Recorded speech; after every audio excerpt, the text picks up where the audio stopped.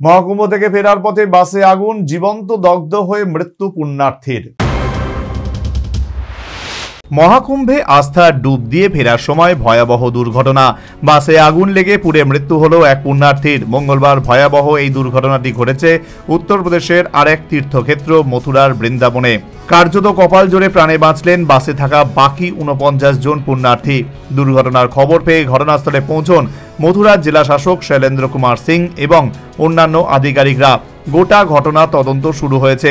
বিড়ি থেকে আগুন লেগেছে নাকি ঘটনার পিছনে অন্য কোনো কারণ রয়েছে তা খতিয়ে দেখা হচ্ছে। পুলিশের তরফে জানা যাচ্ছে, প্রয়াগরাজে মহাকুম্ভে পুণ্য স্নানের পর 50 জন যাত্রীকে নিয়ে তেলেঙ্গানায় ফিরছিল বাসটি।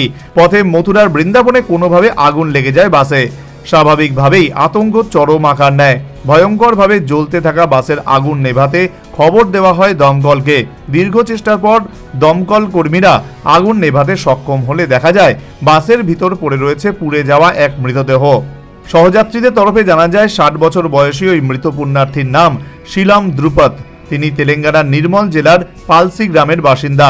দুর্ঘটনা যখন ঘটে সেই সময় বাসের বাকি যাত্রীরা মন্দির দর্শনে গিয়েছিলেন। শিলাম অসুস্থ থাকার কারণে তাদের সঙ্গে যোগ দেননি। বাসে একাই ছিলেন, তখনই ঘটে যায় দুর্ঘটনা। প্রাথমিক তদন্তে জানা যাচ্ছে, বাসের পিছনের আসনে বসে বিড়ি খাচ্ছিলেন তিনি। সেই বিড়ির আগুন থেকেই কোনোভাবে আগুন লেগে যায় বাসটিতে। National bureau report, news vanguard.